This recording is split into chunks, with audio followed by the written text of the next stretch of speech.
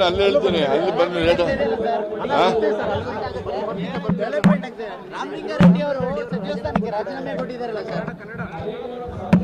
ಹೌದಾ? ಅದೇನೋ ಹೊಸ ಸುದ್ದಿ ಹೇಳ್ರಪ್ಪ, ಹಳೆ ಸುದ್ದಿ ಹೇಳ್ತಾ ಇದ್ದೀರಾ? ಹೊಸ ಸುದ್ದಿ ಹೇಳ್ತೀರಾ ಅಂದ್ರೆ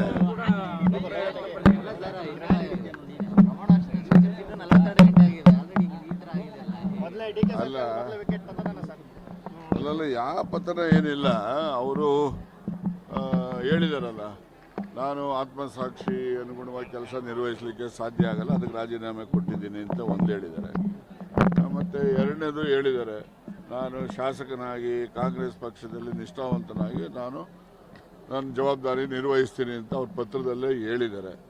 ಅದರಲ್ಲಿ ಅದು ಹೇಳಿದ್ಮೇಲೆ ಇನ್ನು ವಿಶೇಷತೆ ಏನಿದೆ? ಯಾವ ಟ್ರಬಲ್ ಶೂಟರ್ ನೀವು ಮಾಡಿರೋ ಟ್ರಬಲ್ ಶೂಟರು? ಹಂಗಿದ್ಮೇಲೆ ಅಸ್ಸಾಂಗೆ ಹೋಗಿ ಯಾಕೆ ಟ್ರಬಲ್ ಶೂಟ್ ಆಗಲಿಲ್ಲ ಹಂಗಾರೆ? ಸುಮ್ಮನೆ ಏನೋ ಒಂದು ಯಾಕೆ ಆಗ್ತಾರೆ?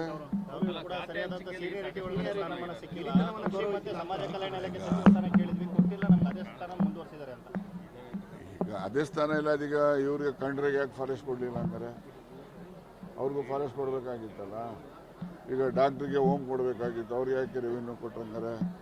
ಹಂಗೆ ನೋಡ್ರಿ, ಯಾವ ಆಸ್ತಿ ಯಾರೊಬ್ಬನು ಸೊತ್ತೇನಲ್ಲ, ಗೊತ್ತಾಯ್ತಾ?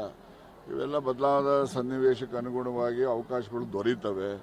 ಆ ಬದಲಾದ ಸನ್ನಿವೇಶದಲ್ಲಿ ದೊರೀತಕ್ಕಂಥ ಅವಕಾಶಗಳಲ್ಲಿ ಅವರು ತನ್ನ ಬುದ್ಧಿಶಕ್ತಿಯನ್ನು ನೋಡಿ ಆ ಇಲಾಖೆಗಳಲ್ಲಿ ಉತ್ತಮ ರೀತಿಯಲ್ಲಿ ಜನಪರವಾದ ಕೆಲಸಗಳನ್ನು ಮಾಡಬೇಕು, ಅಷ್ಟೇ ನನ್ನ ನಿರೀಕ್ಷೆ. ಬನ್ನಿ ಅಲ್ಲಿ ಹೋಗೋಣ, ಲೇಟ್ ಆಗ್ತದೆ.